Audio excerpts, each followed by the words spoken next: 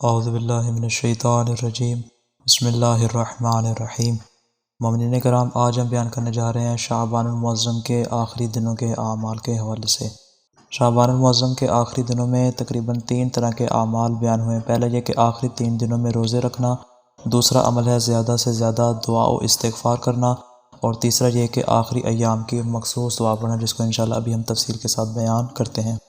آخری ایام کا جو سب سے بہترین عمل ہے، اس کے متعلق امام علی علیہ السلام ارشاد فرماتے ہیں کہ جو شخص ماہ رمضان کے آخری 3 دن روزہ رکھے اور ان 3 روزوں کو ماہ مبارک رمضان کے ساتھ متصل کر دے تو حق تعالیٰ اس کے نامہ اعمال میں 60 متصل روزوں کا ثواب لکھے گا۔ یعنی ظاہراً تو وہ 3 روزے رکھ رہا ہوگا، لیکن حقیقت میں اس کا ثواب اسے 2 ماہ کے برابر ملے گا۔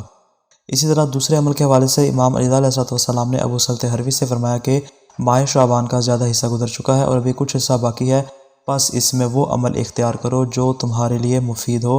پس تمہیں چاہیے کہ تم تلاوت قرآن اور بہت زیادہ دعا و استغفار کرو، نیز خدا کی بارگاہ میں توبہ کرو تاکہ ماہ مبارک رمضان کے آنے سے پہلے خود کو اپنے رب کے لیے خالص کر لو۔ یعنی اپنے رب کے ساتھ جو ملاقات کرنی ہے، جو تمہارے پاس مہینہ آ رہا ہے، اس مہینے کے آنے سے پہلے تمہیں چاہیے کہ اپنے آپ کو مکمل طور پر باطنی اعتبار سے پاک اور صاف کر لو۔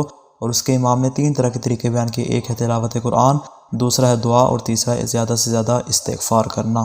ماہ شعبان کا جو تیسرا اور آخری عمل ہے، وہ ماہ شعبان کے باقی ماندہ ایام میں زیادہ سے زیادہ یہ والی دعا پڑھنی چاہیے: اللہم ان لم تکن غفرت لنا فیما مضی من شعبان فاغفر لنا فیما بقی منہ۔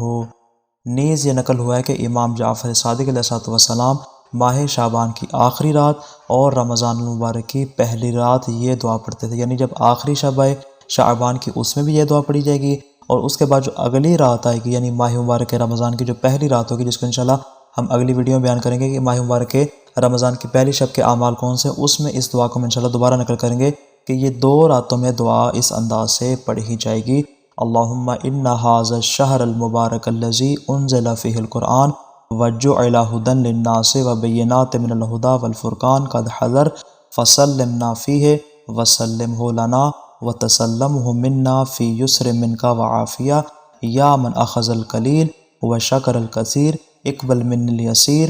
اللہم انی اسألک ان تجعل لی الی کل خیر سبیلا ومن کل ما لا تحب مانعا یا ارحم الراحمین۔ اس کے ابتدائی کلمات ہیں، بہت طویل دعا جس کو آپ دعاؤں کی مفصل کتابوں میں دیکھ سکتے ہیں۔ اس دعا کی بہت زیادہ فضیلت ہے کہ ان 2 راتوں میں، ماہ شعبان کی آخری رات اور رمضان المبارک کی پہلی رات میں، اس دعا کو پڑھنا مسنون ہے۔ السلام علیکم ورحمۃ اللہ وبرکاتہ۔